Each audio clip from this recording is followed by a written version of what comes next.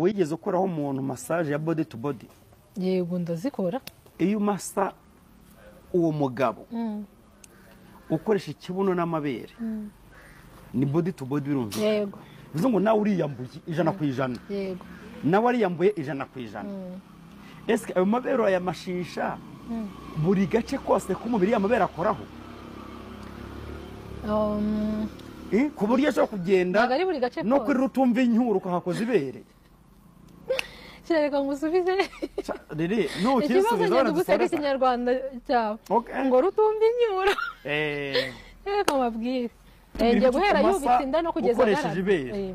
Yego. Ayubika inda ukamumasa ku mfundi ukoresheje ikibuno, ku itako, ku kibuno, ku mugongo. Sibyo? Ubwo ni ibere. Ni ikibuno. Ni ikibuno gusa. Ubanje ibice, ubwo tuvuge ngo ubanje ibice by'inyuma yubitse inda ukoresha aho mashisha ikibuno ukikubaho.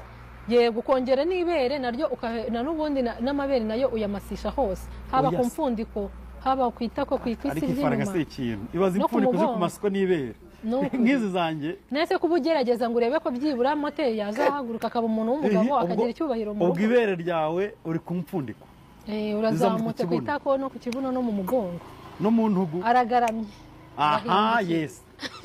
Ngo yes ngazaho kunda aragaramye ahera ku kuguru nanone umasisha ikibuno.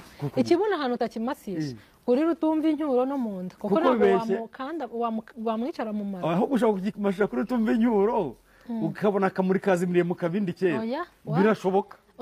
Nta nubwo hayobera gute se? Kubera yuko uburyo bikora tuvuge niba aryamye ngaramye gutya nge nicara ndeba hari amaguru yanjye bahagaze hano ndeba hari ikibuno cyanjye kiri hano nkamasa hano rutumva inyuro biri ukwayo nuko nkajya mu gatuza nkamasisha amaraso. Ntabwo indobo yakura mu gipimo urebye nabi. Oya share kare ubwo to umuntu waba umwizeye. Kuri rutumva inyuro hamashisha ikibuno ariko witambitse. Rutumva inyuro oya ibiri ku ruhande ku mubererekero wayo gutya ku ruhande. Reka sinanayegera pe urambabarira.